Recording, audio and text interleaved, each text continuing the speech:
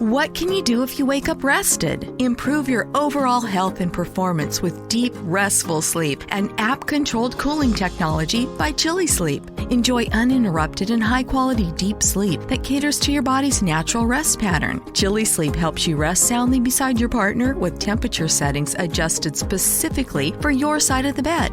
Visit chilisleep.com/try. That's CHILISLEEP.com/TRY. Welcome to the Boneyard with Steve Robertson. As always, I am your good friend and host, Steve Robertson, here on the Monday edition of The Yard. Not a great Monday. We survived the weekend. That's how it feels. We survived the weekend. Will Rogers a little banged up after a sack on Saturday. And so probably the news you guys are eager to know is will Rogers play on Saturday? I am told that he will.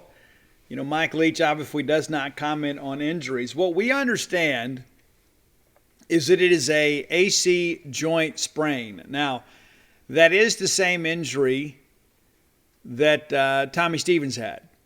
Now, Tommy got that against Southern Miss.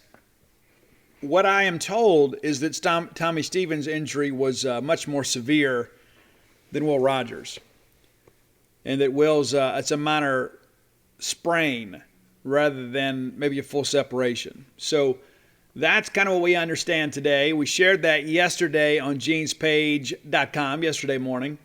And so if you are a Genes Page member, you had that news yesterday. If you're not a Genes Page subscriber, you certainly should be. Go to genespage.com, sign up today. The Mississippi State affiliate for 247 Sports. I think you'll be glad you did. We try to keep it updated over there. We'll comment on rumors and injuries over there as best we can. So sometimes, we can't get information, but in this situation we were. And so the bottom line is that we do expect Will Rogers to play. Will he be 100%? Yeah, probably not. That's the thing with these injuries. It takes a little time for them to get better. How great would it have been to have the bye week this week instead of 2 weeks ago? But it is what it is. We got Vanderbilt this weekend, State of more than 3 touchdown favorite in that ball game. I don't know if we cover. I think we win. I think we win without any real trepidation, and we're going to preview that game later in the week. But if you're going to play Alabama one week, it's kind of good to get Vandy the next. Now, last year's game against Vanderbilt, pretty competitive game. Will Rogers' first start. Now, this is one of the things that we talk about, talent differentials. The difference between Alabama and Mississippi State pretty expensive when it comes to talent. And that's not throwing shade at our players. It's not a big surprise. Not a big surprise that Alabama has more talent than us. Well, they should.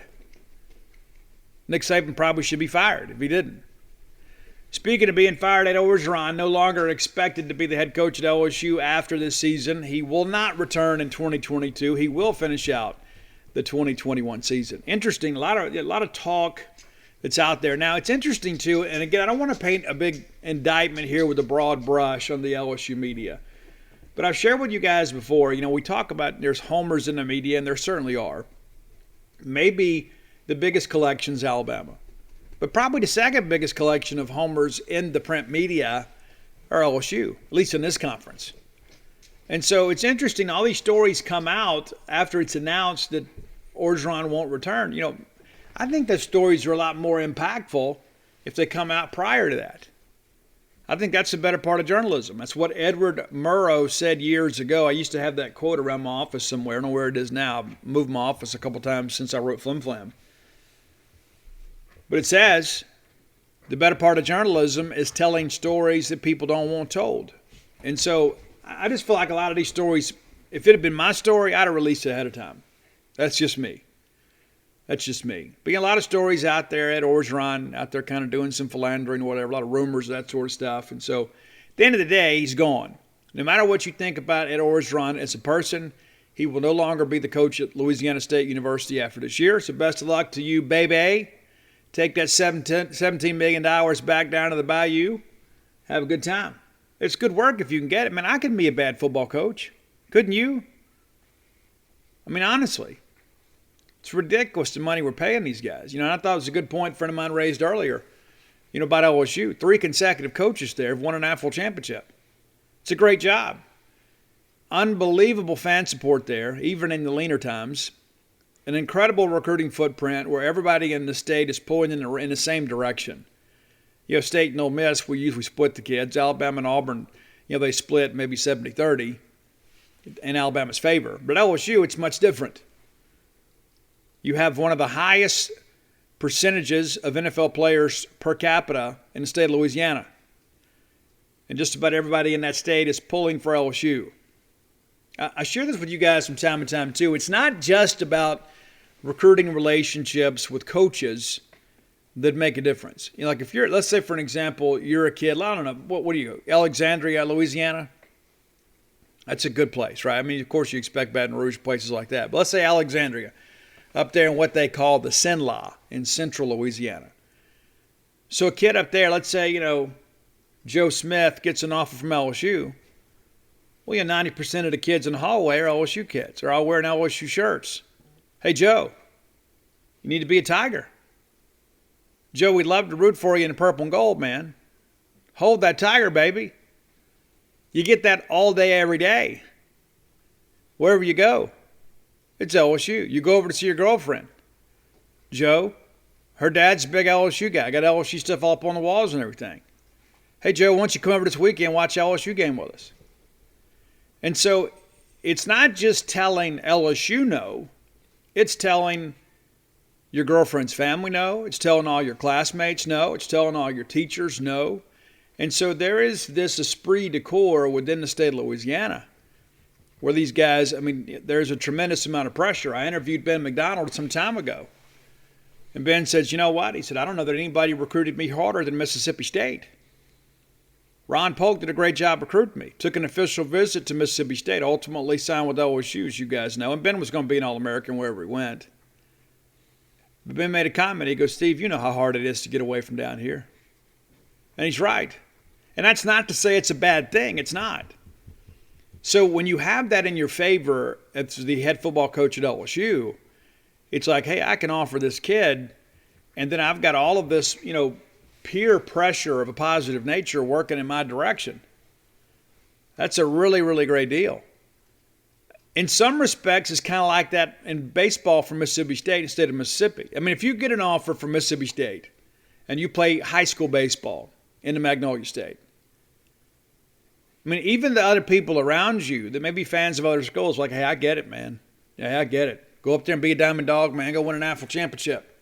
Go play at Duty Noble Field. Go be a legend. Go follow Jake Mangum. But imagine that on steroids, and that's what you have with LSU football. And in many respects, baseball. But really, really football. Because everybody in Louisiana cares about football. Most of them care about baseball. They care about basketball when they're winning. And so it's a great job. It really is. And so LSU will get a great coach. Of course, there's all these names that pop out right out of the gate. And let me just share with you my experience with that. Generally, the first names out of the gate are not real candidates. The first names out of the gate are generally college coaching candidates whose agents are trying to get them a better situation in their current location. So you put it, I always remembered LSU's interested in this guy. Well, maybe not. So there's going to be some names out there. So I just kind of caused you to pump the brakes a little bit in honor of my buddy Jake Wimberly. And kind of understand a lot of the stuff out there right out of the gate is agent talking rumors, right? Because you go back and remember when we got ready to replace Sylvester Croom, the very first name, and ESPN reported this, was Derek Dooley from Louisiana Tech. Well, Derek Dooley wasn't even a candidate for our job. But that was the perception. They said, okay, Mississippi State is going to go get Derek Dooley, who's done a decent job at Louisiana Tech, and he really hadn't. And Dooley serves as his own agent, but get somebody to in the media to share that rumor. Next thing you know, even though he's not a candidate, he's considered a candidate. And the people making the decision are pretty tight-lipped. It's kind of like a kid that claims an offer. Yeah, I got an offer from Alabama. Well, Nick Saban can't come out publicly and say, no, you don't. It's kind of like that when he's coaching searches. You go back and remember we hired Dan Mullen. Dan was kind of down the list. We didn't hear a lot about Dan Mullen initially. And if you recall, Kelvin Wilson was supposed to be the guy. And from what I was told back then, Kevin Wilson turned it down. Then we took Dan Mullen. At the time, Kevin Wilson was the offensive coordinator at the University of Oklahoma. They had the number one offense in the country. So give it a few days. LSU's not going to make a hire until after regular season is over. It's interesting, what Ed Orgeron now 8-8 since the national championship year. Is that right? Yeah, 5-5 last year. First non-winning season in Baton Rouge since 1999, which is the final year of Jerry DiNardo. Then they go out and get a guy named Nick Saban. Nobody was even talking about Nick Saban back then. He was at Michigan State. He wasn't even mentioned as a candidate. I was living in Baton Rouge then. And then all of a sudden, later in the process, after LSU fans are all despondent because they bought all these media reports, or we're going to go be able to get, Vince Lombardi or whoever, we're going to get Nick Saban. Kind of like when Les Miles came along too. A lot of people were wondering, who are we going to get? Nick Saban's left us to go to the NFL. We're going to go get, Urban Meyer or whoever. All these pie in the sky names. And then all of a sudden, Les Miles pursues the job and gets a job and ultimately wins a national championship. And I would venture to say, too, to kind of speak to the, as a testament to the job that LSU is, do you consider Les Miles and Ed Orgeron elite football coaches? I don't. I think they're probably pretty mediocre. I think Les is a better coach than Ed. But these are guys, too, that kind of benefited from, this purple and gold tidal wave. And so it is a great job. Whoever gets that job will have an opportunity to do really, really well. And, of course, the hot name right now is Lane Kiffin. I think he's the odds-on favorite to take the job at LSU. I'll be honest with you. I don't think it's going to be Kiffin. I don't. I know many Mississippi State people are hoping that because, listen, Ole Miss got a good football team. Lane Kiffin's got an exciting brand of offense. And if you're LSU, you're thinking, hey, listen, we know the brand of athlete we can bring in here. We know we've got an entire state of people pulling in one direction for us. They're going to pack the stands out. They're going to help us recruit legally and perhaps illegally. We just need to bring a guy in that's got an offensive mind, put some points on the board, and we can go get Alabama. I don't know if Lane Kiffin's that guy, but it makes sense that he would be a candidate. But I struggle to believe that they're going to go get Lane Kiffin. Just, that's just my opinion today. It may feel differently a week from now or a month from now, 2 months from now. But it doesn't hurt my feelings that, that his name is out there attached to this job. Could potentially be a distraction. They got some big games coming up. LSU plays Ole Miss this weekend. Is Lane Kiffin auditioning for that job?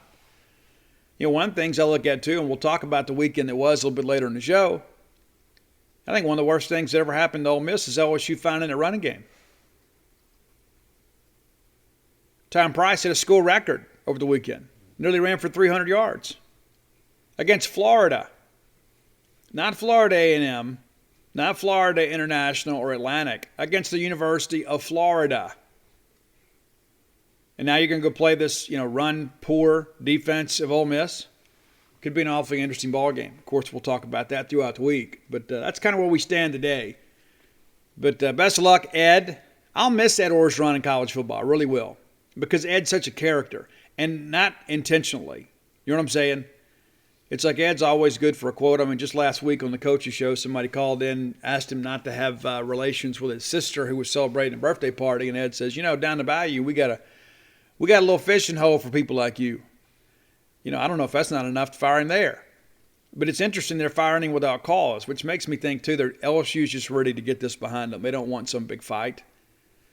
They don't want to irritate Ed Orgeron.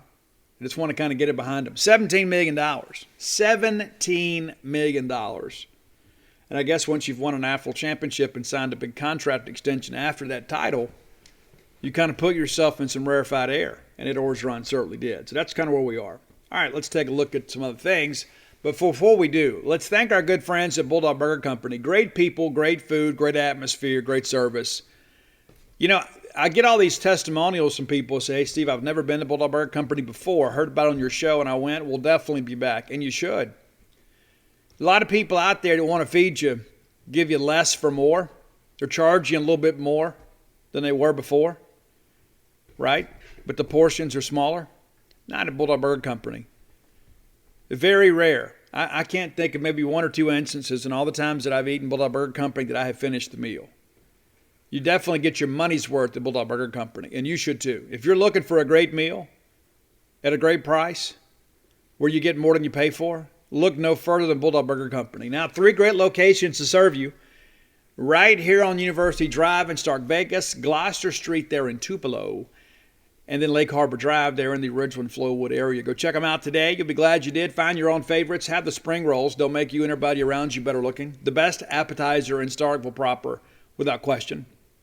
And get that chocolate shake to go. Bulldog Burger Company, not just a great place to eat, but a great place to work. And so if you're looking for a job, perhaps give those people an opportunity to serve and hire you. Bulldog Burger Company, the place where people go to meet. M-E-A-T. All right, let's break down the game. As ugly as it was, let's take a look here. And it was bad, man. We got off to a pretty good start, though. I mean, it's like Alabama wins the toss, they defer. I was thinking if we win the toss, maybe we defer, like we did last time against A&M. But so we start out, and immediately Will is hot. We go right to Jaden Wally for 11 out to the 36. DJ runs for 1, brings up a 2nd and 9. Then we're complete to DJ for 8. Gives us a 3rd and 1. So the first big down of the ball game. And what does Alabama do? They jump off sides, give us a first down out to midfield. 1st and 10, we go back to Wally for 15. Now we're down to the 35. We're thinking, hey guys, we're ready to go. We're ready. Then we have back-to-back incompletions to Mekhi Polk. One of those was a drop. The other was a miscommunication. And of all the things that I look at with our offense, that's the thing that bothers me the most. 6 games in, we got receivers cutting off routes and the quarterback throwing deep and throwing out of bounds. That happened several times. You all saw it. That had nothing to do with an injury. For some reason, we were just not on the same page. And this is before Alabama kind of opened up some exotic defense and pressures. They were kind of running a base defense early on, and we were moving the football. And then what do we do on 3rd and 10? We throw the pick. I don't know if that was a miscommunication there. It looked like Polk was behind him, and I don't know if Will read that short and Mekhi read it long. But we lay it up there. Josh Joe picks it off. Returned it for 6 yards out to the 35. Polk makes a tackle. But, even with the pick, I know a lot of people think, well, I knew it was over then. I didn't think so. I thought, you know what, hey, we were moving the football. We're getting guys open. We'll be okay. We'll figure it out. But still, a promising drive that ends in a turnover. And it really kind of, I don't say that it sucked the air out of the building, but there were a lot of people ready to explode thinking, hey, we'll get an early lead on Alabama. We'll be in this thing. So it was kind of subdued then. Well, here we go. They run Brian Robinson, who was really good. I thought we did a pretty good job against him, though. But that guy is a really talented back. He ran for 3 yards. Then we'll go back to Slade Bolden for 5. Brings up a 3rd and 2. A chance for us to get off the field. And what do? They get behind that offensive line. Robinson then goes for 3 and converts a first down. We miss a tackle on the backfield here. And he's able to get loose there and get the first down. 1st and 10. They go back to B-Rob for 2. And then he's complete to John Mechie. John Mechie is one of those guys, too. I don't know that he gets enough respect. This is a guy that was kind of down the depth chart a little bit, played last year, but now he's the number 1 option at wide receiver. He had a good game against us. And so you 2nd and 8, they go 6, and they come back to him again on 3rd and 2. And we're bringing heat here, and they beat us. And Mechie gets loose in the secondary for 46 yards and a touchdown. That's the thing, too. Bryce Young, it's one thing to read all the press clippings and watch the highlights on the SEC network, but watching him in person, I was very, very impressed with him because everything that we threw at him, he seemed to have an answer for. We got to him occasionally, but by and large, he stood in there and made some difficult throws. Okay, so again, we get a touchback here. We knew that's kind of how the case it would be. They were going to kick the ball away from Tulu or kick it out of the end zone, and that's what they did all night long. So we go out to Marks for 12, who gets it out to the state 37. Then we go back to Marks again for 8, brings up a manageable 2nd and 2. We hand it to Marks, and he gets a first down. We're already out to midfield now, 1st and 10. We're incomplete to J.J. Jernigan, and that was one, too, where we just kind of had to throw it out there. It was basically an incompletion.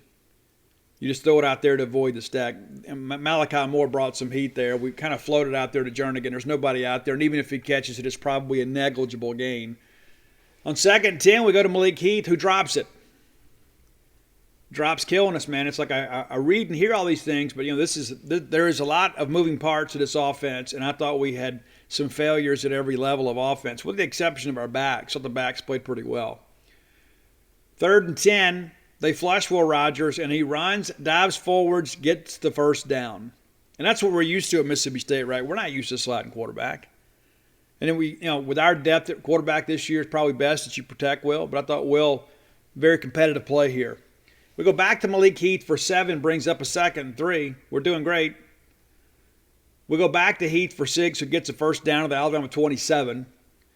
Swinging out to Marks, he just gets the 1 yard there. Then we're incomplete to Heath, incomplete to Polk. And then we end up kicking the field goal. Brandon Ruiz makes his return. You heard about it first here on the show. It's going to be a game-time decision. Ruiz comes back, does a good job for Mississippi State. He looked a little bit peaked, shall we say, later in the ball game. Watched him walk off and kind of grab his leg a little bit, so maybe he's not quite 100%, but he gutted it out and gave us an opportunity in this ball game. So now it's a 7-3 game, and you think, okay, we're in this thing. We're a play away from really having some momentum. Well, defense goes out there and does a good job for us. We get Robinson on a 1-yard gain, then it's incomplete to Mechie, and then Nathaniel Watson. Tremendous athlete, does a good job. I think he was essentially spying Young on the play. And Young tries to roll to his left. Watson runs him down in open space. And a good job by the Bulldog secondary of not allowing any room there for Young to dump the ball off and convert a first down. So it's a 3 and out. They punt it. We get it to 15. So you're thinking, okay, we're down 7-3 with the football. And both drives, we have moved the football with some success. Well, we make a mistake here on this drive. We run DJ for 9, which gets it out, to the 24. 2nd one, we're incomplete to Austin Williams, but the ball is broken up there. 3rd and 1, we go out to DJ, and DJ gets a first down, and really a great effort there. That guy really plays hard for us. So now it's 1st and 10 at 25, and this is one we kind of waggle right and throw back left, and the ball hangs up, and Jordan Battle picks it off and returns it for a touchdown. Not at all what we had, planned. But and one of the things, too, again, this is a first down play. And, again, this is about the maturation of your quarterback. Don't try to do too much, especially on first down. The pick 6 we threw against Louisiana Tech, first down throw. Same thing here. Sometimes the better part of this thing is to show a little discretion, throw the ball away. And I know we want to go make a play and win the game, but when we've had some success moving the football, let's not force the issue we did here. Will made a mistake. He'll tell you the same. And they return it back. Now it's 14-3. It still didn't feel like we were out of it. And it was a very eventful first quarter for sure. So we get the ball back at our 25, and then Rogers is sacked for 5 yards. Byron Young from West Jones High School doing the honors there. We're complete to Mekhi Polk for 9, brings up a 3rd and 6, and then they absolutely bring the heat here. I know they brought 6 on this play, and we just couldn't get to them. Will Rogers sacked for a 7-yard loss. That one, we did have a couple sacks that were on Will for holding the ball too long, and those are basically covered sacks. But our offensive line got beat up a little bit in this ball game. There's no ifs, ands, or buts about it. They played well against LSU, played well against A&M, and that will get the attention of a great coaching staff. It's like, hey, we can't just go out there and do the things we need to do. We kind of got to dial up some things. And Nick Saban said in postgame, they actually designed a different defense for us called Thief.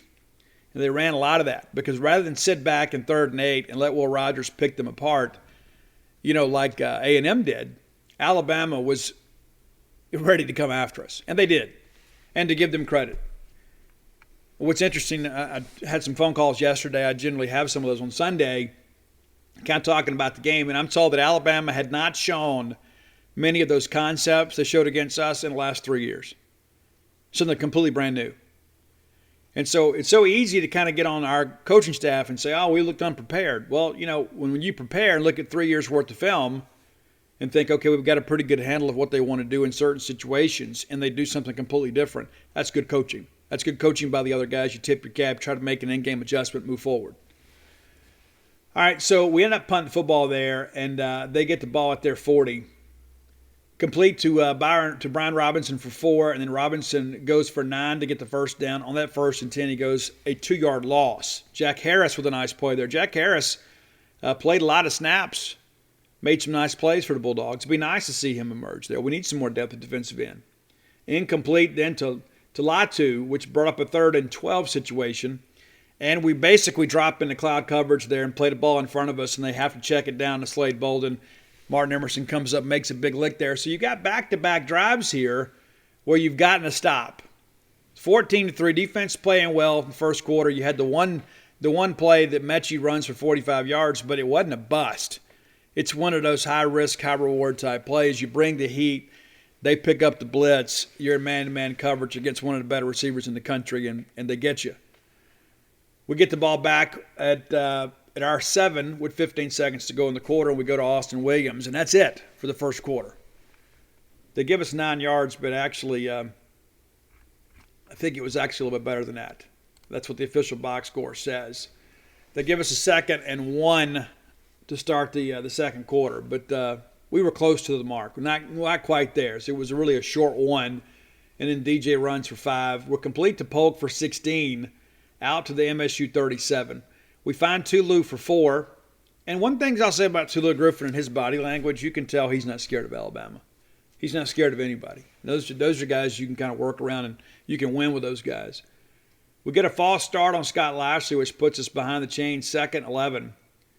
Then we have so we're incomplete to Jaden Wally on 2nd 11, and there's 2 holding calls.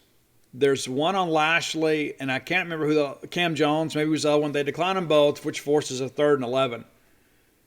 And then we're complete to Mekhi Polk for 12 out near midfield. 1st and 10, we try to go to DJ. Will Anderson Jr. batted the ball down there at the line, brings up a 2nd and 10. We go back to DJ. It's a 3-yard loss, and we get flagged for holding. So it's a 2nd and 20 from our 38. We check it down to Marks, who gets 6. And we end up punting again. And so, again, here we go. We get out near midfield. We've got a promising drive going, and then we have some self-inflicted injuries here. They dictated some of that, to give them credit. Sometimes you can say, well, it really wasn't about what they did. It's about us. No, Alabama kind of dictated terms to us, and we struggle with that a little bit. Alabama gets the ball at their 7. Really good job there by Archer Trafford. 48-yard punt. Rolls out of bounds inside of 10. Bryce Young then is flushed, and we get him for no gain.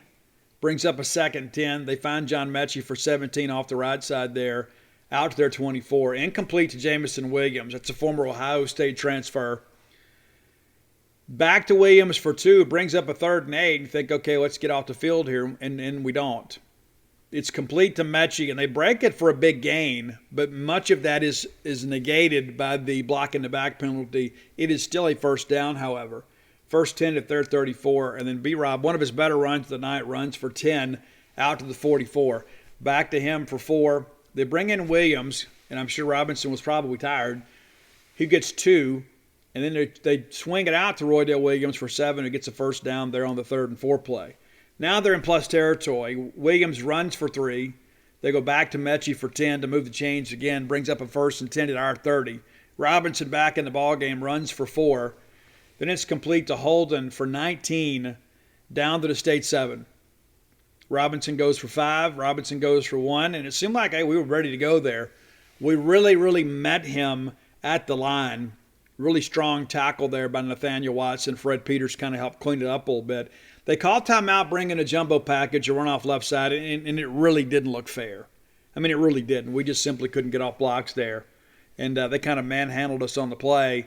Now it's a 21-3 game, and I think we all kind of have an idea of how this thing is going to go. We get the ball back with 3:15 to go. Put together a pretty good drive here. Didn't finish the drive as we should, but we put together a pretty good drive. Will Rogers incomplete to Mekhi Polk Anderson in its face. They flag us for intentional grounding. We're still able to overcome it on 2nd and 22. We hit Malik Heath, who gets 43 yards, one of the best plays of the year, and a great job of Malik Heath for high pointing the football. Rogers gets protection, throws it down the field. Heath just basically gets inside leverage there, and then skies for the football, brings it down, and he's so strong it's difficult to kind of poke it out of there. Then we go back to Mekhi Polk on a deep out for 20 yards for another 1st down for the Alabama 24. We go back to Polk for 10, so we're rolling here. Yeah, we're rolling here. And then 2nd and 10, the box score is a little messed up here. Then it's 1st and 10, not 2nd and 10. 1st and 10. Jaquavius Marks runs for 10 to get us to the 14. We go to Jameer Calvin, and he has kind of been a missing man. We need to find a way to get him more involved with his speed. We need to find a way to get him in open space, maybe perhaps against Vanderbilt. We take the time out there, and we're incomplete to Calvin. We give up a sack on the 3rd and 6th play, and that again, we got overwhelmed there. And maybe it's a pre-snap read thing. And one of the things that I got frustrated with later in the ball game is once they had established the fact that they were going to bring the heat on 3rd down, why aren't we going hot a little bit more? Why are we calling all these plays a little bit harder to develop? It takes longer for our guys to get downfield. And when you've got, a front that's struggling a little bit with the athleticism of the Alabama front, you probably got to be a little bit quicker there. Now, the rest of that story, too, is sometimes we did go hot and we throw the slant and then the receivers dropped it. So there's enough blame to go around. We kicked the field goal there. Now it's a 21-6 game, and it's kind of like we're just kind of hanging in there. We're not threatening, but at the same time, too, it feels like, we can get a play, we can finish a drive, we can get back in this thing. Then you get a turnover, you just never know. But at 21-6, it didn't feel like the game was over, but it felt like Alabama was still very much in control. All right, Alabama gets the ball back under a minute to go. Robinson goes for 9, then complete to Robinson for no gain. Jet Johnson with a nice tackle there. They call timeout. Robinson then runs for 11 out to the 45. Incomplete to Latu. Incomplete to Williams. Brings up a 3rd and 10. They make a short running gain for a couple yards there, and then the clock runs out. I don't know. To be honest with you, I'm calling timeout right there. I'm going to make them punt. I'm going to put on a punt block, whatever. But I'm not going to just let them get into the half. Because when you're playing Alabama and you got a chance like that, granted they're at their own 45. Now, you block it, you're probably going to have to scoop and score. But I would not have let them just run the clock out. I would have called timeout. That's just me. And again, that's not necessarily a criticism of the coaching staff. At this point, Mike Leach is probably ready to settle his team down.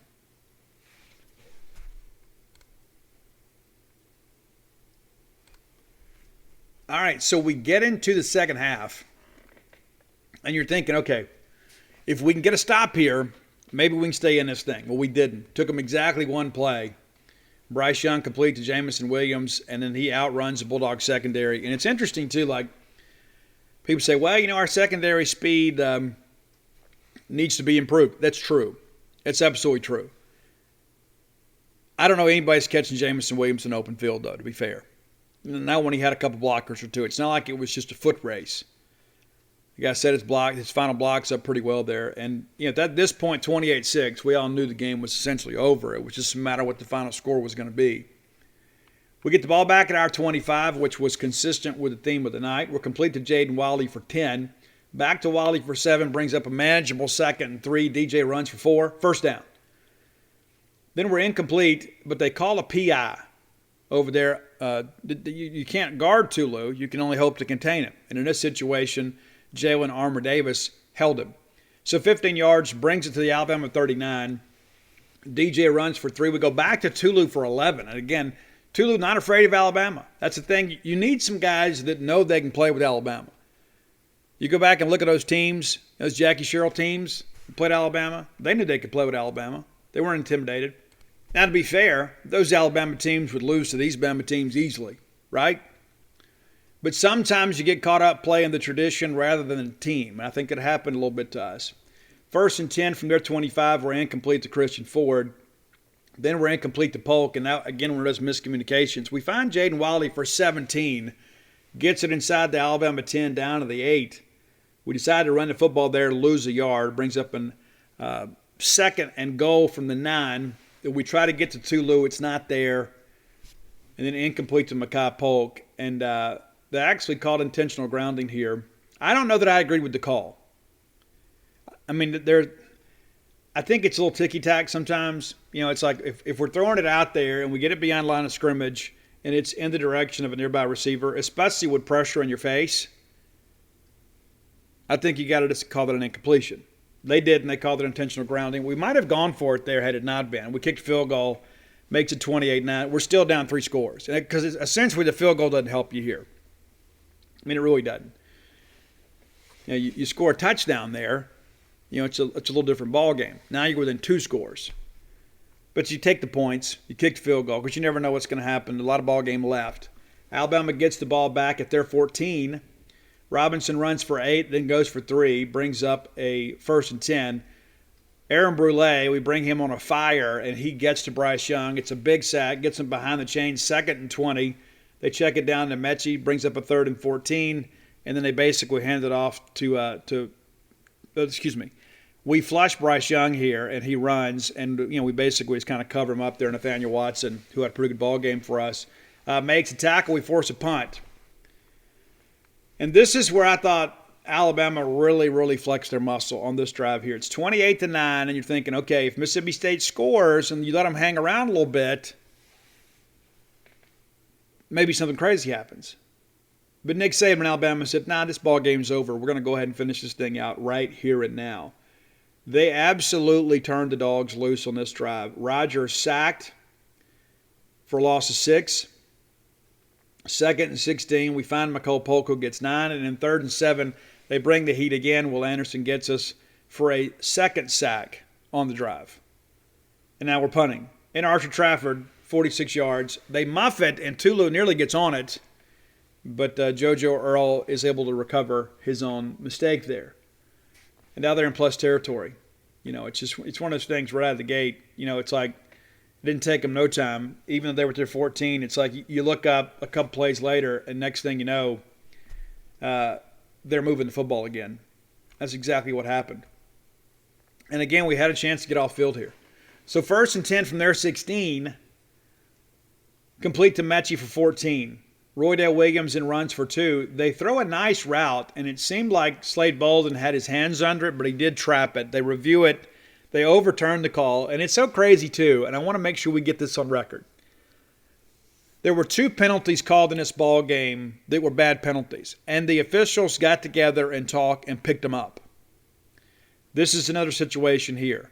This was not a clear catch. I thought the ruling may stand. They reversed the call. And so there are a lot of times that we get calls against us, against Alabama, and you kind of scratch your head and say, this isn't fair. I thought Matt Loeffler's crew actually did a really good job. We didn't do a great job. I did not think that we were beat by officiating by any stretch. Alabama's a lot better than us. That being said, I still thought the game was pretty well officiated. And I'm a guy that'll get out here and complain and whine when I think we're getting the short end of the stick. But I thought in this ball game, we got a fair game.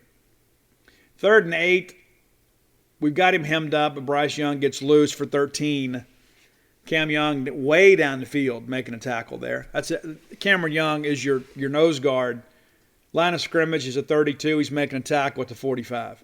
Pretty good effort there. Robinson then runs for 4, incomplete to Billingsley. Sherman Timms in his face there. 3rd and 6, and you got a chance to get off the field. What happens? We bring the heat. They find Robinson out in the open field. He's tough to handle. 51 yards later, it's a touchdown. And then it's just kind of a matter of what the margin's going to be. And again, Alabama was tired of playing with us. They were. We get the ball back at our 25. DJ runs for 3. Then we're complete to Calvin for 3. Brings up a manageable 3rd and 4, but we get a false start on Cam Jones. Backs us up 3rd and 9. And then we're incomplete to Marks. And again, pressure in the face of one with Rogers. Archer with just a 34-yard punt this time. Not his best effort by any stretch. Alabama gets the ball back. Their final possession of the 3rd quarter. Williams runs for 7. Williams runs for 11, then runs for 3. It brings up a 2nd and 7 at our 39. Williams runs for 2, and then there's an illegal formation penalty, and that ends the quarter. So we begin the fourth quarter, and we're like, the only question is, okay, are we going to go be able to put one in the end zone? Alabama's going to win the ball game. They're going to cover. They're going to win by more than we expected, more than we wanted. Can we go score? Well, Alabama proved that they weren't done scoring. Young complete to Robinson for 9 on the 2nd and 12. 3rd and 3. He finds Treshawn Holden for 22 yards. We get Robinson for no gain on that 1st and 10 at our 13. Then it's incomplete to Latu, and you're thinking, okay, maybe we can get out of here. Maybe we can get out of here and hold them to a field goal. Maybe their defense, will stand up here. Bryce Young runs for 12. They said that he was out of it. They called it a touchdown. And I'll be honest with you, this is the one play that I really thought we showed a real lack of effort. I thought we showed that we had a little quit in us on defense, and that kind of surprised me a little bit. Yeah, they're human. They are, by every stretch. Okay, I'm not sitting here necessarily being critical of our players, but on this particular play, we quit on a play. He gets into the end zone. They review it. They marked him out, I think, at the 1. He was actually out at the 3. And I don't know how, if you review it, how you missed that. Both of those last 2 steps were out of bounds. At the end of the day, who cares, right? What's 2 yards going to make a difference? Robinson then runs for a 2-yard loss. Then he runs for 3 for a touchdown. They kick the extra points, 42-9. So again, just kind of hoping we can go finish a drive here and put a ball in the end zone. We throw it out to Polk. I don't know if we're trying to run a double pass here. I don't know what we're trying to do. But this is well behind the line of scrimmage, so it's a 7-yard loss on the play. And then there is an unsportsmanlike conduct penalty called on Alabama. I don't know why you're doing anything in the unsportsmanlike variety when it's 42-9 and you're Alabama. 15 yards out to the 33, gives us a first down. We're incomplete to Polk. We find Austin Williams for 8, which brings up a 3rd and short. Jaden Wiley then catches one for 4 yards, moves the sticks. We're incomplete to Polk, and again another miscommunication here. Incomplete to Polk. We check it down to Marks on 3rd and 10 for a 2-yard loss. 4th and 12, think, okay, let's just punt this thing away. And then the gunner, Emmanuel Forbes, moves early, backs us up 5 more. And it's a 37-yard punt for Archer Trafford. So there's just been a lot of inconsistency with punting, and I'm not going to sit here and stump about punting all day. But that's one of the things we've got to get fixed. Because there's going to be some games down the stretch against these winnable teams, against teams that are comparable to us, where field position is going to matter. It doesn't matter in this ball game, but it's going to matter against Arkansas. It's going to matter against Kentucky. It's going to matter against Ole Miss. It's going to matter against Auburn. 37 yards isn't going to get it done. That's back-to-back bad punts. We got to get that fixed. So Tucker Day figured out. 9:58 to go. Alabama gets it at their 25. Roydell Williams and gashes us for 29. To Camryon Richardson, makes a tackle there. But I thought he did some good things a couple times too. That he was kind of out of position. But Roy Williams then runs for 9, runs for 5, brings up a 2nd and 5 at our 27. We get Trey Sanders for a loss of 2 yards. And next thing you know, it's a touchdown pass to Treshawn Holden for 29 yards. The route had been on for a while, but now Alabama was spreading the ball around to some of their non-regulars, shall we say. 49-9, 6:20 to play. Just want to try to find a way to go put a ball in the end zone, right? So we're complete to Marks for 6, then we're complete to Ford for 2. Brings up a 3rd and 2. Complete to Marks for 7. We find Christian Ford for 24, and Christian has kind of been sneaky good at times. He really has been. I don't know. You don't start game planning for him. I mean, there's nobody that kind of looks up and says, okay, we got to watch 24. We got to watch 24. But 1st and 10, again, at their 36. We're complete to Calvin for 2. We go back to Rufus Harvey for 7, and we hadn't had much cause to call his name, but Rufus got out there and played a little bit for us. Brought up a 3rd and 1. We run for 2 yards. We're down at the 25, and you're thinking, hey, let's go make something happen here. But we throw a pick, and I don't know if we just kind of threw it up for grabs here. Waiting, trying to get a guy to go make a play, and underthrew it, and Jordan Battle picks it off, returns it 29 yards to the Alabama 29. It just, at this point, we're just ready to get out of here.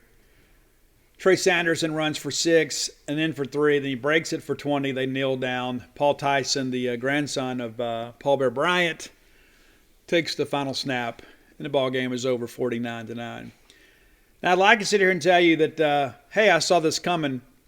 I certainly thought Alabama was capable. I thought we would compete a little bit better. And I think you guys kind of felt the same way. I think most of us felt like, you know what, we're going to have a tough time winning this ball game. But we at least thought we'd compete a little bit. I don't know that I expected a 2017 type game. Not the score 2017, but, in 2017, we were the aggressor in the ball game. Eris Williams, Nick Fitzgerald really ran hard and gave those Alabama linebackers a lot to consider. But the reality of it is we didn't compete. And there's a lot of reasons why. when you go back and look, I mean, it's just a team loss. It's not as simple, this was a glaring issue. No, we got beat in every phase of the game. There's no doubt about it. Kind of looking at some numbers here. Will Rogers, 35 of 55 for 300 yards, 3 picks, no touchdowns, of course. DeLong of 43 to Heath, sacked 7 times. The majority of those are on the offensive line. I'm not going to make excuses for those guys. Obviously, they saw some exotic pressures they've never seen before. But 7 sacks will get you beat every Saturday in a Southeastern Conference. I would say 2 of these were what I would consider covered sacks, where Will maybe held on the football too long. I thought Dylan Johnson did the best he could. He and Jaquavius Marks both to help him pass pro. But we got overwhelmed. We did. And that's really been the thing we've been able to avoid all year. Even when we've been against more talented teams, and we've been able to scheme them up a little bit. Running yards, 53 gained total.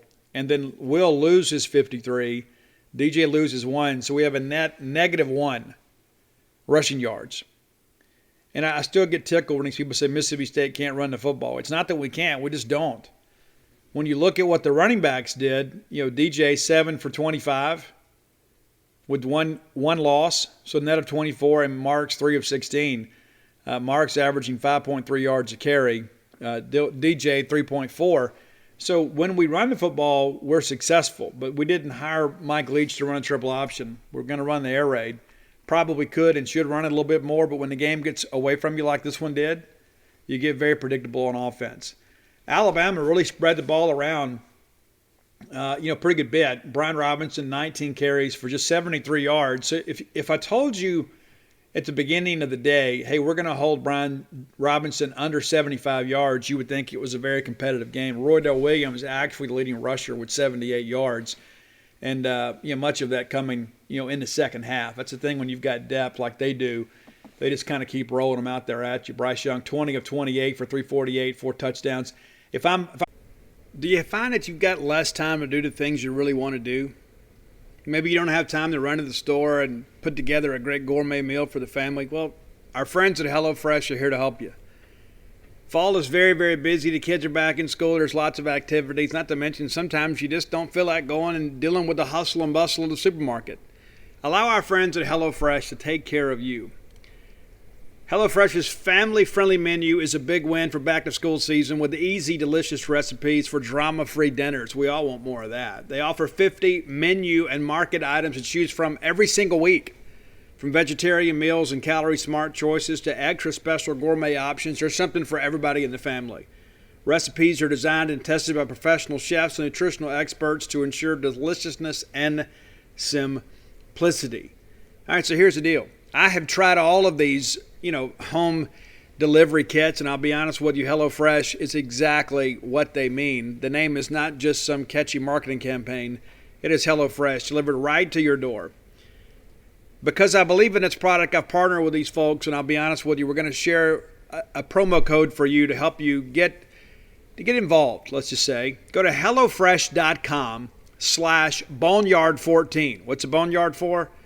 Boneyard is for you. The 14 is for free meals. Again, that's HelloFresh.com/Boneyard and the number 14, Boneyard14. For up to 14 free meals, including free shipping. You can't do better than that. Again, HelloFresh.com/Boneyard14. Free shipping in continental U.S. only. See website for subscription offer details. Calling all partners. Losing weight is better together with Nutrisystem's new partner plan. It's so much easier when you do it together. You'll both get new premium meals with up to 30 grams of protein. They're big and filling and taste delicious. New skillet selections that go from pan to plate in minutes. And new restaurant faves that taste like your favorite restaurant meals, portioned at half the calories. Powered by the science of ProSync to help keep your blood sugar steady and you losing weight. Motivate each other, keep each other accountable, and reach your goals with Nutrisystem's partner plan. Just go to Nutrisystem.com/diet right now and get 50% off. You heard me right. Go to Nutrisystem.com/diet right now and get 50% off everything. Don't wait. This special offer will not last long. Just go to Nutrisystem.com/diet right now and get 50% off. Go to Nutrisystem.com/diet. I'm a Heisman voter right now. He's got my pick. That guy's really, really good. Much better than I expected. John Mechie did gash us. Talked about him in the preview on Wednesday. He's a guy that's really elevated his game. 7 grabs, 117 yards, and the 1 touchdown. On the Mississippi State side, Jaden Wally, your leading receiver, 6 receptions, 64 yards. Mekhi Polk, 7 for 59. So, again, we spread it around a good bit. Defensively, Mississippi State's leading tackler, Nathaniel Watson, with 16 tackles. Fred Peters with 10. Fred also had at least 3 missed tackles in this ball game, and 2 of those at or behind the line of scrimmage. Jet Johnson also with 10 tackles. Aaron Brule with 8. Good to see him have a big ball game. Martin Emerson with 6. Jack Harris, I mentioned him earlier. His most extensive action of the year, 5 tackles. One of those a TFL. So there you go. That's a ball game. And so let's never talk about it again. You guys okay with that? I'm okay with that. There's no point in us talking about it again.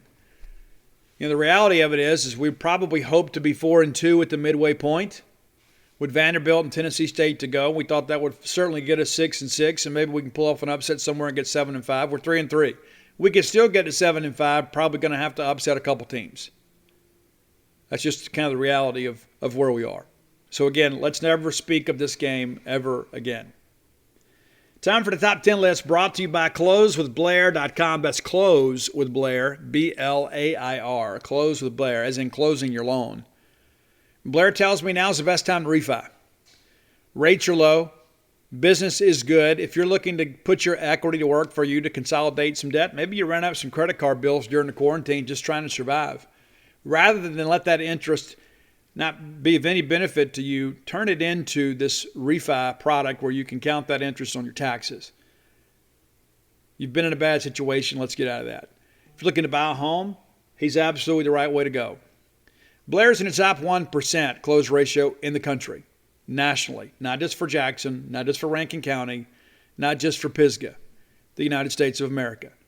Fairway Mortgage, one of the top 5 lending institutions in the mortgage industry. So you're backed by a winner, not some subprime lender that's going to close your loan and then farm you out to somebody else. Fairway Mortgage will take care of you. Visit closewithblair.com for more details. If you mention to Blair that you heard about his ad on this show, he will pay for your appraisal. That's a great value. It's about a $500 to $600 value now to get that thing done. So just by being a loyal Boneyard listener, and you mention it to Blair, then you will not have to pay those fees. And it's so expensive. You're buying a house, refining a house, there's all these fees and sort of stuff. So anytime you can save a little money, that's the way to go. Give Blair a call today or a text at 601-500-2344. You heard it right, 601-500-2344. And listen, it is a complicated process. Work with somebody that's got over 20 years in the industry. There's a lot of people out there that's vying for your business. Go with a seasoned professional like Blair Chandler. Again, that's closewithblair.com, 601-500-2344. All right, you guys love 90s alt rock. You do. The numbers show that. Bush does well. Goo Goo Dolls do well. Soundgarden does well. Pearl Jam does well. You guys love 90s alternative. And so, we had the post-grunge era. The grunge era lasted about 15 minutes. I mean, that's the thing, too. Oh, I love grunge. It lasted like a summer. Really. It really wasn't a long period in time. It was very impactful on music. You've got a lot of post-grunge alternative rock bands today that were influenced by, bands like Nirvana and Soundgarden, Pearl Jam, the whole Seattle scene. But things began to change in the mid-'90s. It was the thing, the 80s was all about, hey, let's have a good time. Nothing but a good time, right? That's the perennial 80s hair band song, right? Nothing but a good time by Poison, because that's really kind of defined that decade of decadence. The early 90s, we all felt sorry for ourselves. We couldn't get dates in the 80s and all those great video girls. That's who we aspired to date. We couldn't get them. So we kind of relegated ourselves to coffee houses and wearing flannel shirts and horn-rimmed glasses and things like that. But in the mid to late 90s, things began to change. Got a lot more optimistic in some respects, but there were some bands that really rose to prominence. So I want to give you my top 10 alt-rock songs from 1997. How about that? Music was in transition. A lot of things were changing. But there was some great music, and things were a little more optimistic, shall we say, in music. So here's your top 10. Number 10, a band that I don't know got their just due, to be quite honest with you. And they sounded a lot like some of those early 90s bands, but it's Our Lady Peace. And I would submit to you the best song in their catalog came out in 1997. It's a song called Clumsy. Clumsy by Our Lady Peace. Number 9, a band that I love, and Roy, we should put this band on the list. Maybe I'll do a top 10 list of these guys later in the week or month. But it's live. And the song for them is Turn My Head. Turn My Head. They had Lakini's Juice. It was also out there, but I like Turn My Head a little bit better. Turn My Head by Live. Love those guys. Love those first 3 albums for sure. Number 8, a song that was a little different too. It was an alt-rock song, and it's a band called Sugar Ray. You know, they were different. They weren't quite as rocky. They were a little more radio-friendly. But I went with Fly. I Just Want to Fly Away. That's probably the best song they have in their catalog. Mark McGrath, of course, was very, very part of popular culture with the rise of Sugar Ray. Number 7, and at times this might have been my favorite song of this year. It wasn't number 7 on the list. It depends on what day you catch me. I've actually sung this song several times, karaoke, open mic nights, things like that, because I can still pull this one off. But it's Touch, Peel, and Stand by Days of the New. Now, if you don't know anything about Days of the New, they were kind of an unplugged version of Alice in Chains, in the same vein as Alice in Chains. And then the singer, who was an addict, just couldn't keep it together. So they fire him, and then the members of Days of the New hired a new singer and put a new band together called Tantric. You guys may be familiar with Tantric. And maybe you say, oh, I didn't know that was Days of the New. Well, it was. Kind of like Creed put a new singer together. It became Alter Bridge. Same thing happened with Days of the New. So there you go. Touch, Peel, and Stand, because you are the one to want to.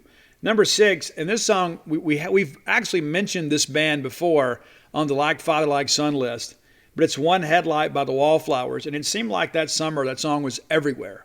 I mean, you couldn't go anywhere without hearing that. I think a lot of people expected Jacob Dylan to be a much bigger deal than what he was. And maybe because of the fact that he's a guy that kind of came from privilege, maybe he wasn't quite as hungry, and I don't mean that in a disrespectful way.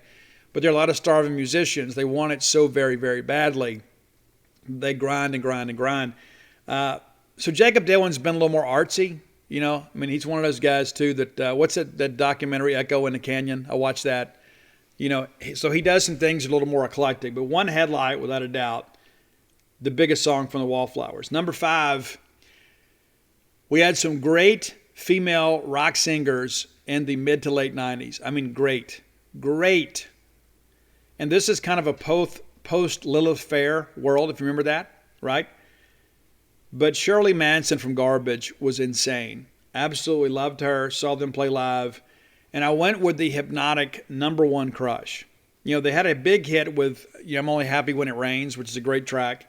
But Number 1 Crush is one that is just very, very different. It's kind of in a PJ Harvey type vein.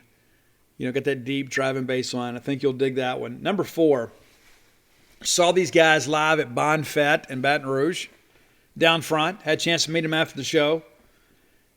It's Tonic. And we're going with If You Could Only See. Now, I don't know that I could put a top 10 Tonic list together, but they have some absolute bangers, man. I really like them. Again, they're radio friendly, a little more popular, I guess, you know, with the ladies, just because of the fact they didn't have quite as much kick to them. But If You Could Only See by Tonic is your number 4 song. Number 3, an absolute runaway smash. And I would say these final 3 were probably breakthrough tracks for these bands. And I think everybody knows these songs. They probably don't agree with the whole order. But number 3 for me is Semi-Charmed Life by Third Eye Blind. I like Third Eye Blind. Again, don't know if I could put a top 10 list together. But they had some huge hits. And this is probably the one that started it for them, Semi-Charmed Life by Third Eye Blind. Number 2, Rob Thomas and Matchbox 20 kind of ruled the radio in the late 90s. It seemed like everywhere you turned, Matchbox 20 was there.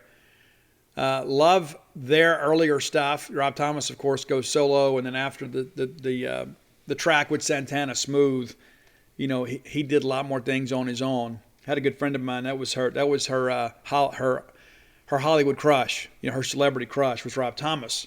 I guess it's probably the case for a lot of you ladies out there. But I went with Push. Push from Matchbox 20. That's the one to me that I think kind of put them over from being kind of an underground band to being mainstream. Number one, we mentioned them earlier in the show. The song that started it all for the band Creed. It's My Own Prison. It's on that album. There's so many great songs in that catalog. But Scott Stapp really kind of bled his soul into music with this one. And I think Scott Stapp, in many respects, is kind of unfairly maligned because of some of his behavior off the stage. But the guy was a tremendous songwriter. Absolutely tremendous. Hey, why do you think Creed was so successful? I mean, it's not just because Mark Tremonti is arguably the greatest guitarist of this generation. But Scott Stapp was a good vocalist and a great lyricist. And I think he nailed it on My Own Prison. So there you go, top 10 alt-rock songs from 1997. I've got something planned later in the week that we'll do. I've got some urban R&B stuff. I've got somebody that I've been a fan of for a long time. We're going to do a top 10 of their catalog. How about that? A guy that's produced a lot of stuff, a guy that's been in several different R&B acts. We're going to do that later in the week. I've had a few of our listeners that have reached out and said, hey, Steve, I love a top 10 list. Which you did a little more R&B.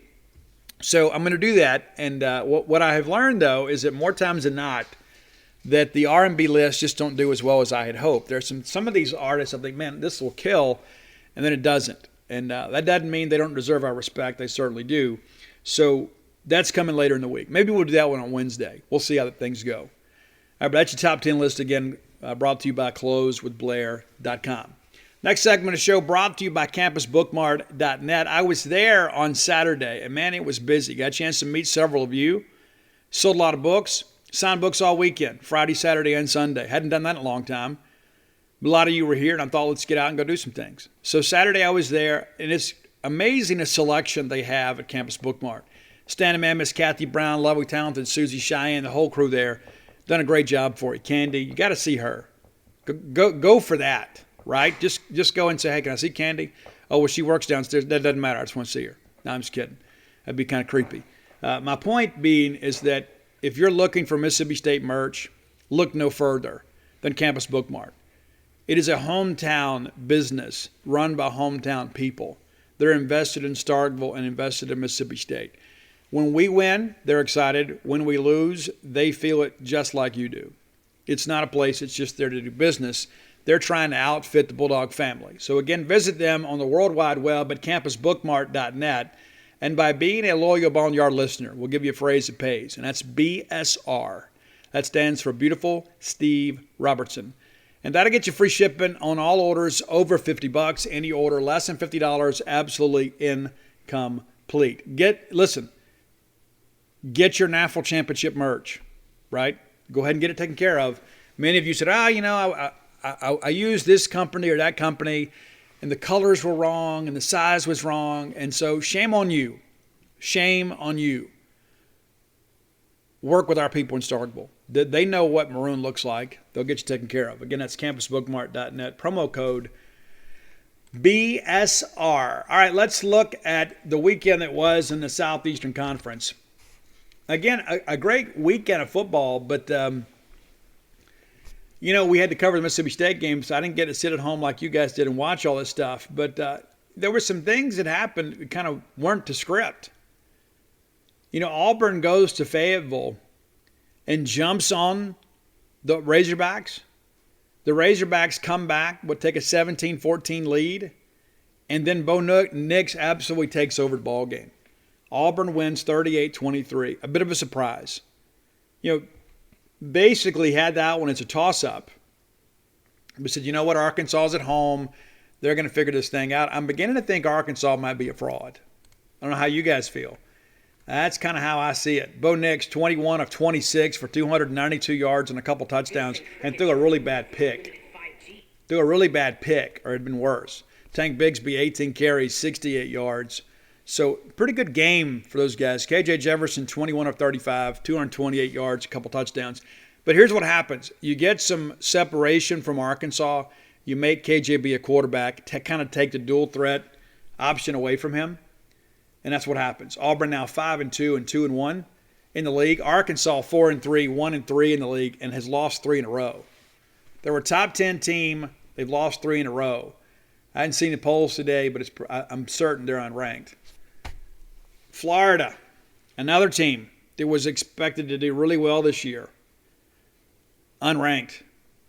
Florida goes down to Tiger Stadium, to Death Valley, in the basking glow of the Baton Rouge sun. They get beat 49-42.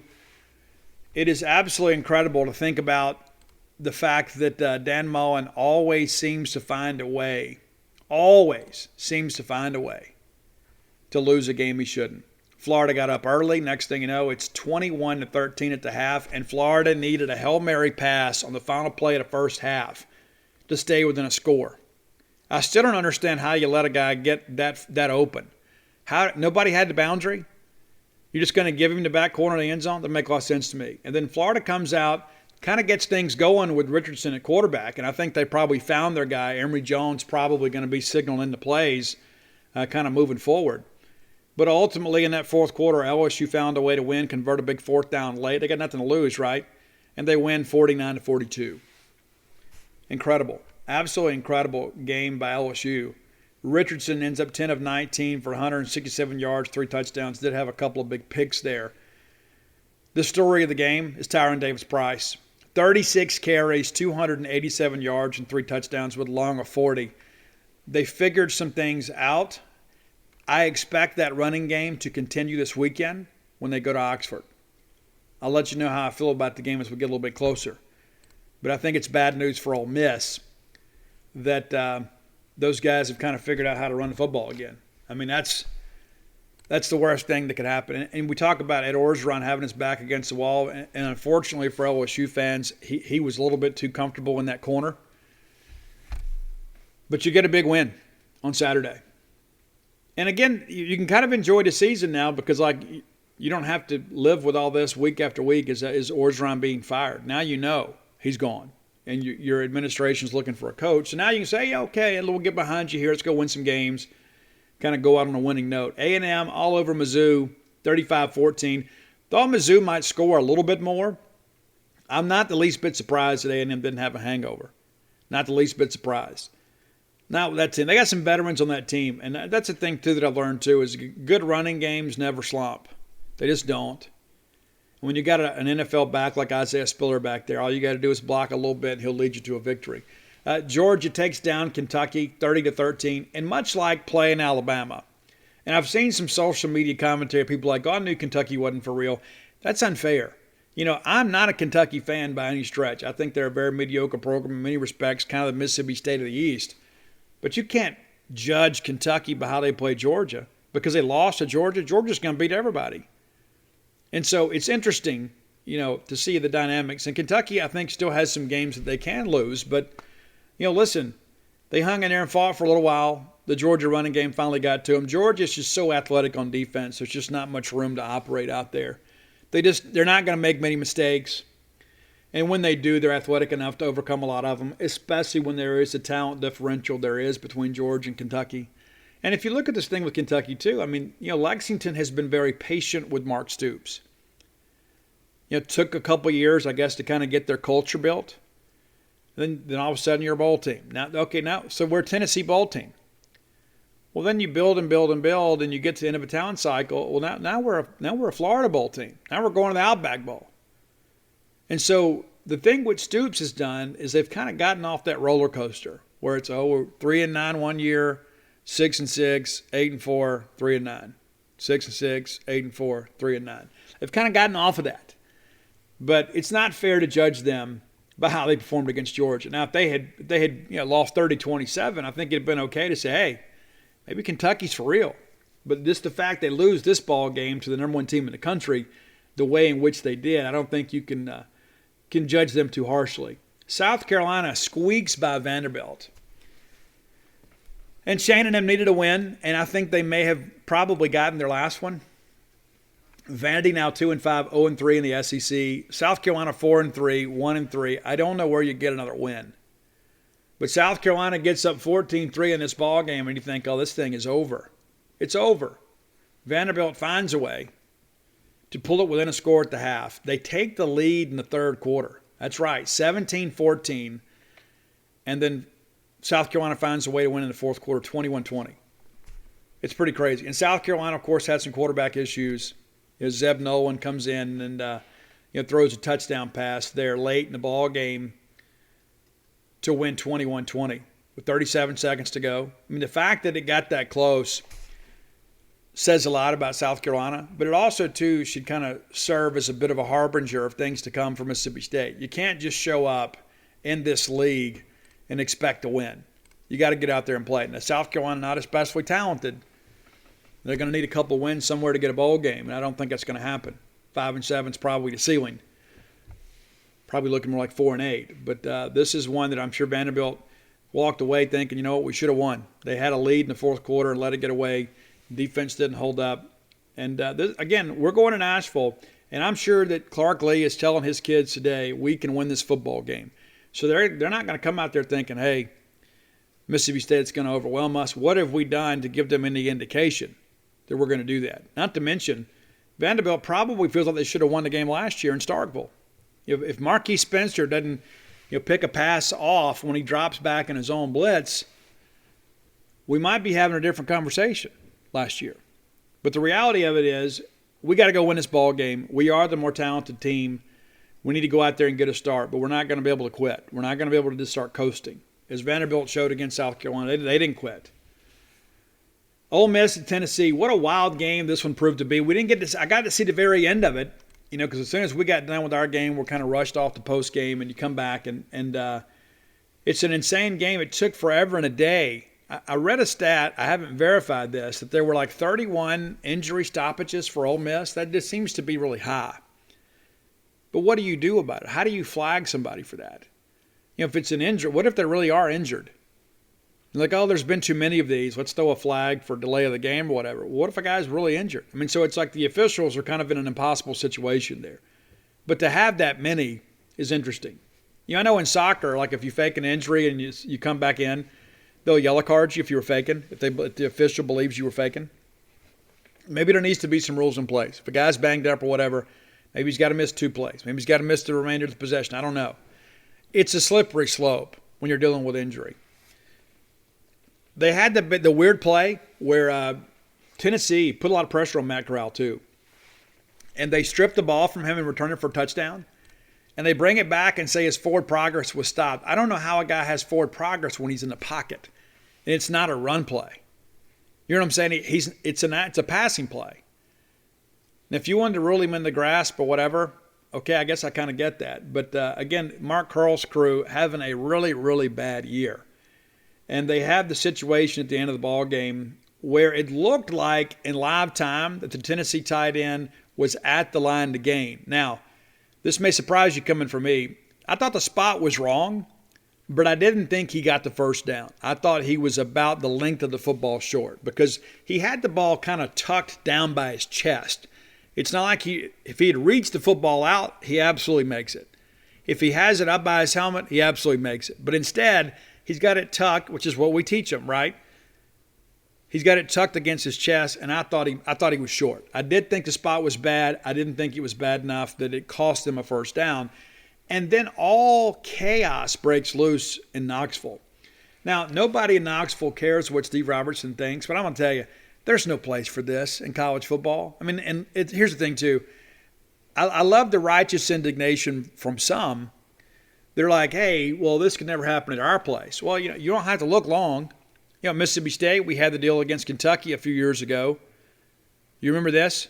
A few years ago in basketball under Stansberry. It's been several years ago now, I guess. I'm getting old.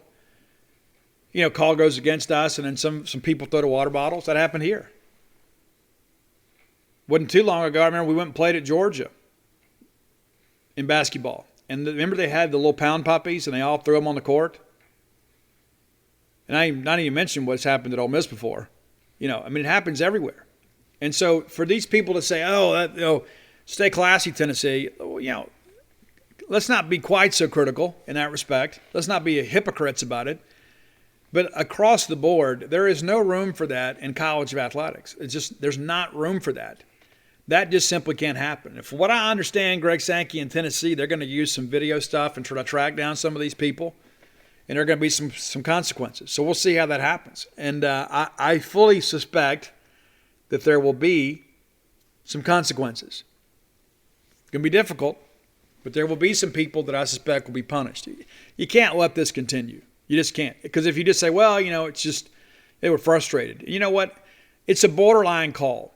And yes, there were some bad calls in it. And I think maybe the bigger issue is why does the SEC keep trotting Mark Curls and his crew out here? You've had 3 games at least where there has been controversy involving this same crew. Why does that keep happening? As I said on Twitter, nobody is that unlucky. Nobody. How does that keep happening? You say, well, the Memphis thing happened. It was an inadvertent, signal. And then Georgia State is playing Auburn. It looks like they're going to get a stop. And you give Auburn a first down on a ball that clearly hit the turf. And you review it.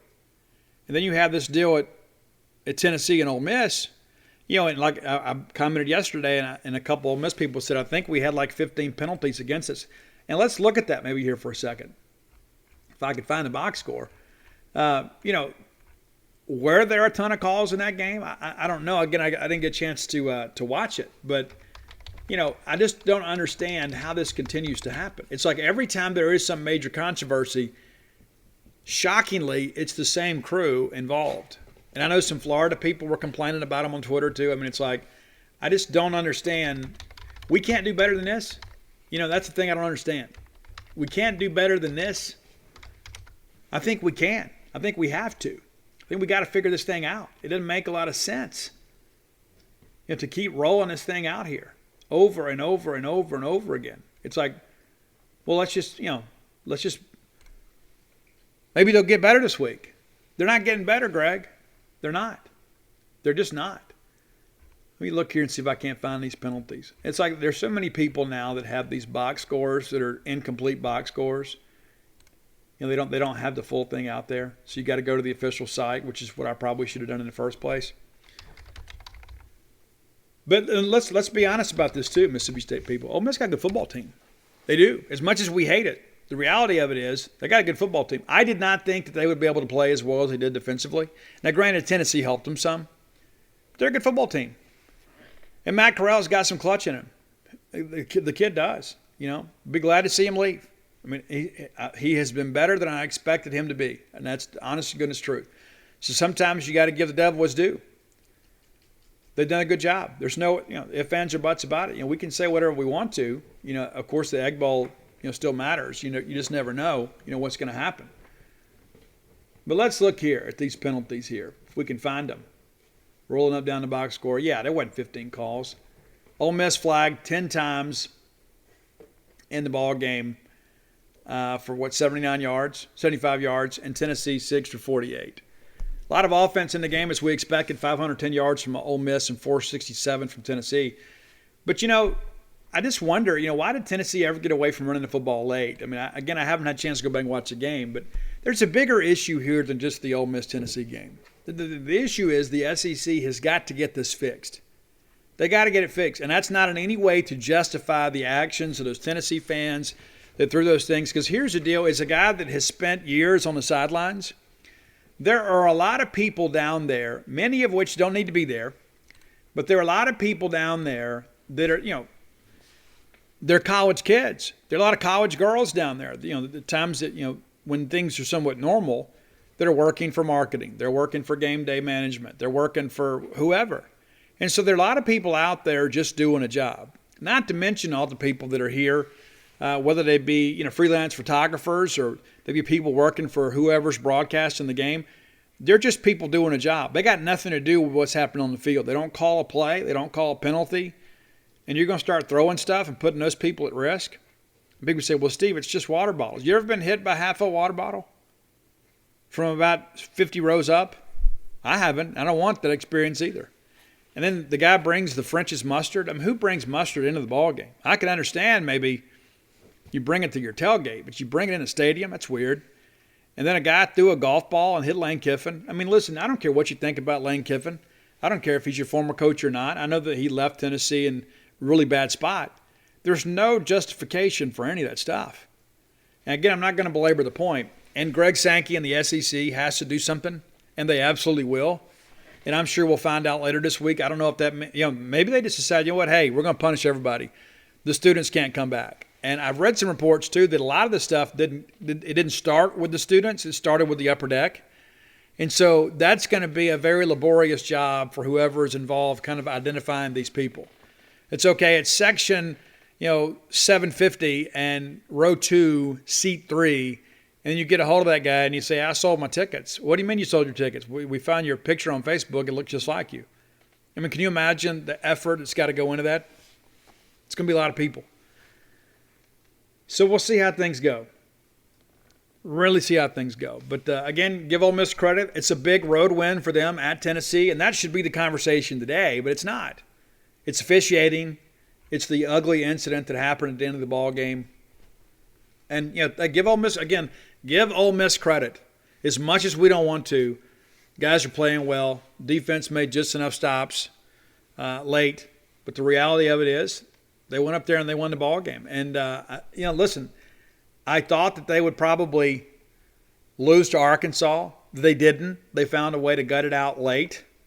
Defense made some plays late. And, of course, KJ Jefferson throwing that ball away late helps too. But, we knew it was going to be a wild ball game. It was. I thought they would struggle on the road at Tennessee. They won the ball game, found a way to win the ball game late. The reality of it is this is a team, too, that is, they have found some fourth quarter magic. Now, this LSU ball game at Ole Miss, I think, is a real difficult one for them. And again, he said, well, Steve, you're just kind of hating on Ole Miss. I think Ole Miss can't run the football. Ole Miss can't stop the run. LSU is going to be able to run the football. Ed Orgeron will have LSU so jacked up for that ball game. And they're not going to quit. Those guys aren't going to quit. They'll see it a chance to go do something. And so, a lot of people looking around saying, hey, we need Ole Miss to take a loss somewhere just so we can breathe a little bit easier. Because, what if Alabama loses a game? And all of a sudden, this ends up being a three-way tie or something for first place. And, that depending on how the tiebreaker falls, Ole Miss could go to the West. They could go to Atlanta by winning the West. And so I think this is an interesting stretch here for Ole Miss. You get LSU at home, then you go to Auburn, who is kind of sneaky good. Just kind of depends on what day you catch them. Then Liberty goes to Ole Miss, and there are a lot of people thinking, oh, well, Hugh Freeze will cook up something. Liberty's not going to have the athletes to run with that Ole Miss offense. And then A&M goes to Ole Miss. That could be a huge, huge game in the SEC West. So 3 of the next 4, for Ole Miss in many respects, toss-ups. But based on what we've seen in recent weeks, there's reason to believe they should win a couple of those ball games, one would think. Final segment of the show brought to you by Portico, a great residential development just off the campus of Mississippi State. It's 1.1 miles away. If I was moving to Starkville now, that's where I'd move. Without question, that's where I'd move. I'm living out in the sticks now. One of these days I'll fix this place up and sell it. I might move to Portico. You could be my neighbor. How about that? Be Mr. Robertson's neighborhood. But I'm not doing it yet. Maybe you can. Now, if you were looking to move now, you're not going to be able to get in right now because phase 1, all those homes are gone because it has become such a popular destination. Now, phase 2, we've already got 3 lots sold in phase 2. So it's not like you can just kind of sit around and say, yeah, I'm just going to wait. No, because what's happening is people are picking out their lots, picking out their house plans, and then the Portico group is building them to spec. How about that? You deserve new construction in your life, and I understand people say sometimes it's a stressful undertaking. Work with Brooks Bryant. Our friend Brooks Bryant, he'll take care of you. Former Diamond Dog, Brooks Bryant. Brooks came to me a while back and said, hey, listen, I think this is a great opportunity and a great place for people to live, and it is. Very easy to find. You turn off 82 on a 12. You make the very first right. Next thing you know, you're at Portico. Again, I told you, 1.1 miles from campus, and you're on the best side of campus.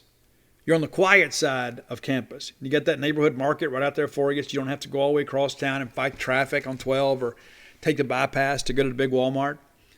You get home from work and say, it's got to go get some milk. Last thing I want to do is go make that journey, fight all that traffic. No, you just leave your neighborhood and cross 82. Boom, there you are. Give Brooks a call today, 601-416-8075. They're starting with 2-bedroom, 2-bath homes. going up to 4-bedroom, 4-bath home, whether it be your primary residence or an investment property or just your ball game weekend retreat, Portico is the place for you. Make Portico your next move. All right, let's take a look now, and we'll look in depth at Vanderbilt a little bit later in the week on Wednesday. But I wanted to go back to 1999, one of Mississippi State's best teams, especially defensively. It was a great Mississippi State team. We're coming off winning the SEC West in 1998. Expectations were through the roof. And so we had Vanderbilt. We had to go to Nashville that year on October the 2nd. What's interesting about that is beginning of the year, they played Alabama, who was ranked 20th at the time. Alabama eventually wins the SEC that year. Vandy's in the ball game. They lose 28-17 at home. But everybody thought, hey, Woody Woodenhofer's got these guys going. You know, Alabama's still Alabama, and we didn't think a great Alabama team then. They ended up having a really good year. But it was kind of an eye-opening opener for them. People were like, hey, listen, they may have this thing kind of figured out. We'll see. The next week they played Northern Illinois, and they beat them 34-31. They go to Oxford, and they beat Ole Miss 37-34. They go to Duke, and they win at Duke 31-14. So you got a couple of big road wins right out of the gate, and you start thinking, if you're Vandy, you start counting games, thinking, okay, let's find a way to get to a bowl game. You know, we've got the Citadel coming up later in the year. It's a non-conference game, so that should get us to 3. We got to find 3 other games somewhere to be bowl eligible. Now, Mississippi State, of course, again, we're coming in off that great 1998 year where we win the West. We also lost LSU at 41-6 that year, 98. Still found a way to win. Well, we go into that ball game, we're undefeated and ranked 16th in the country. We had beat Middle Tennessee State 40-7, beat Memphis 13-10. Pretty crazy game there. Brian Hazelwood kicks like a 51-yard field goal to win the thing. It should never have been that close. It was. We beat Oklahoma State 29-11. I remember Dante Walker and DeCenzo Miller having really big plays in that ball game. South Carolina comes to our place. We beat them 17-0. So we began the year on a 4-game homestand. We're going to Nashville for the first time, first road game of the year. And many people build that game in the Nashville media as the biggest home game in Vanderbilt history because they really thought they were going to have a big year. We were undefeated, defending SEC West champs, so it was going to be a big crowd. It was going to be a big atmosphere. And there were a lot of people that said, you know what, Mississippi State better be careful. And the game did not go in any way like they thought. I'm going to give you a few highlights here. We win the ball game 42-14. We had 6 sacks on the day, forced 3 turnovers. One of them was a pick 6, I believe, by Ashley Cooper. It was absolutely insane how we dominated this game from start to finish. Mississippi State, number 1 in defense in the SEC at the time, and 6th in the country. We held Vanderbilt to just 158 yards in the game. 158. That's getting it done. Jackie Sherrill said at the time, Vanderbilt came out, they tried to do some things. They had a good game plan, trying to take advantage of how we line up, but our kids are awful quick. Kind of goes back to what we were talking about Alabama. Doesn't matter how much you scheme. Doesn't matter how much you prepare. You know, sometimes the other guys are just a little bit better. Greg Zalman was the Vanderbilt quarterback. And just you guys know, too, I'd forgotten about this. They wore gold jerseys in the game for the first time in 10 years. Made it a special event, right? And so they got going, and very first play of the game, bad snap, we recovered the fumble, and then Rod Gibson, that's right, Rod Gibson from Mississippi State recruiting right now, the guy that works in the Mississippi State recruiting office, scores a touchdown to give us a lead. And from there, it was over. Next thing you know, it's 32-0. Wayne Mackin was 13 of 22. At that time, a season-high 257 yards, threw a couple touchdowns. Scott Westerfield had a couple field goals in the game. We put up 454 yards of offense, winning our 8th consecutive regular season game. How about that? The game was basically over at the half. You know, we basically put it away and then just kind of got behind the running game, salted the game away late. Chris Rainey of Amory High School, the pride of Monroe County. The quick start was really big. Our offense was kind of shaky last week. It was in that 17-0 win over South Carolina. We want to come out this week and work a little bit harder. And we did. Woody Woodenhofer said after their 3-game winning streak was snapped, I'd say that brought us back to earth. Our team has a lot of character. I expect we'll bounce back and get ready for the Citadel. And they absolutely did. They absolutely destroyed the Citadel the next week, 58-0, kind of took out some frustration on them. And then they host Georgia. And again, it's a competitive ball game. They lose 27-17. They beat South Carolina at Williams-Brice 11-10. So you're right there with 5 wins with 3 to play. You're thinking, hey, we're right there. We just need a chance. And just about every game the rest of the way was competitive. They never got the 6th win. Before James Franklin got there, I believe they had not had a bowl game since '82. So they go to Florida, number 5 Florida. And you would say, okay, well, this is where the magic runs out. Dude, they lose in the swamp 13-6. Then they host Kentucky and lose 19-17. That was the one they had to have. They went to Tennessee and Phil Fulmer the next week and get beat 38-10. So this is one of Vanderbilt's better teams. And, of course, they finished with just the 5 wins. But nobody beat them worse than Mississippi State did.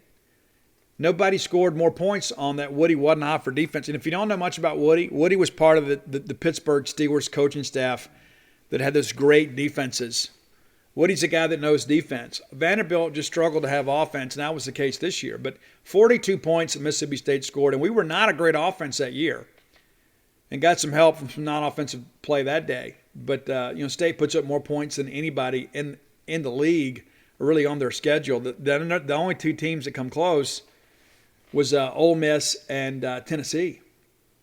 And so we win that ball game, and again, Build is one of the biggest home games in Vanderbilt football history. In many respects, this one is not like that. That doesn't mean that they don't think they're going to be able to win the ball game. So I wanted to kind of take you a trip down memory lane. One of our best teams played one of their best teams. And even though State has kind of dominated this series, we've played 23 times in total. We've got 14 wins. They've got 7. We have 2 ties. We have not lost to them since '04 in Nashville.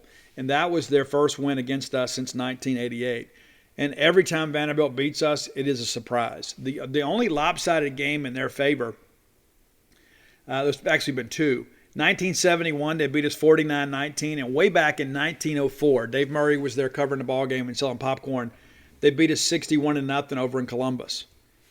But outside of that, we have really dominated a series, especially as of late. Since 1989, we have lost just 1 time. And that was in 2004. And that's when, we were still kind of figuring some things out. That was Jay Cutler, right? And so we haven't played these guys that often. That's the thing you look at, too, when you look at the fact they're an SEC school. And we're on the best winning streak in our series history with them of 4. And we've done that 3 other times, I guess. But the current win streak is 4 consecutive games. Dan Mullen played those guys just twice in the whole time he was here. And, of course, the 2014 year that they came up here and we beat them 51-0. So this is just the second meeting since then.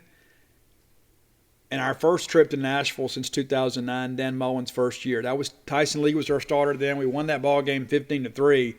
And you remember it drizzled a little bit early in the ball game. They were all excited for it. And we really struggled on offense, but we were so good defensively that year. They just couldn't match up with us athletically. I think it'll be the same this time, but the margin should be a little bit greater. But again, we'll break Vanderbilt down much more on Wednesday. Really excited about the ball game, and for all of you making the trip to Nashville, of course, I will be there. Love being there. Love being in other SEC venues to watch the Bulldogs play. Now, a couple things before we get out of here. I'm going to try to get some clarity for you guys, too. I had some people reach out yesterday and ask about masking at Vanderbilt. Now, when we went up there and played baseball, masks were required. Matter of fact, they even had signs up that said, text this number if you see somebody not wearing their mask. Very George Orwellian. But their football protocols for attendance that were announced preseason was that they were not going to be masked. And so I haven't watched Vanderbilt play on TV this year. And if I've seen the highlights, I haven't seen anybody in the crowd. But based on what I have read, there haven't been masks. But we will get, it's funny we're still talking about that because the numbers are actually doing much, much better. So hopefully this thing we're beginning to wane and will be behind us sooner rather than later. But I'll update that. If you guys see something, reach out, let me know. I'm happy to share it because, again, this is about us all kind of sharing information together to make sure we all have a good game day experience. But Nashville is my favorite Southeastern Conference city. Love going up there. There's so much that goes on in Nashville. It's a great place. It's not just the home of country music, but a lot of music up there. So if you're going to get out and go to Broadway, go out and have a good time. 3 p.m. kick, SEC Network. It'll be an up and back for me. I look forward to getting up there and seeing many of you guys. And, of course, as always, seeing the Bulldogs hopefully go win a ball game and make us 4-3 and kind of narrowing the gap for us, kind of giving us a little more margin for error. Then we would need 2 wins of the final 5 to ensure that we go to a bowl game and we have Tennessee State in our pocket. So I think we have a pretty good idea of what needs to happen. And step 1 in that process for the second half is to beat Vanderbilt this Saturday afternoon in Nashville. That's going to do it for today. Remind you, too, it's cooler weather out there, too. And at least once a week, somebody messages me and says, hey, Steve, where do I get Stark Villain shirts? Well, let me tell you, you don't get a Stark Villain shirt now. Get your Stark Villain hoodies at starkvillains.com. Go check it out today, starkvillains.com. You can get your black and white hoodies, your maroon and white hoodies. You'll be glad you did, and I'll be glad to see you wearing them. starkvillains.com. And if you hadn't done so, go to dogpilethebook.com and pre-order your copies of Dogpile. It'll be here sooner rather than later. Until next time, let's all live our lives in a way we make more friends than enemies, and people can see a difference in the way we live. Free shipping in continental U.S. only. See website for subscription offer details. Calling all partners. Losing weight is better together with Nutrisystem's new partner plan. It's so much easier when you do it together. You'll both get new premium meals with up to 30 grams of protein. They're big and filling and taste delicious. New skillet selections that go from pan to plate in minutes. And new restaurant faves that taste like your favorite restaurant meals, portioned at half the calories. Powered by the science of ProSync to help keep your blood sugar steady and you losing weight. Motivate each other, keep each other accountable, and reach your goals with Nutrisystem's partner plan. Just go to Nutrisystem.com/diet right now and get 50% off. You heard me right. Go to Nutrisystem.com/diet right now and get 50% off everything. Don't wait. This special offer will not last long. Just go to Nutrisystem.com/diet right now and get 50% off. Go to Nutrisystem.com/diet.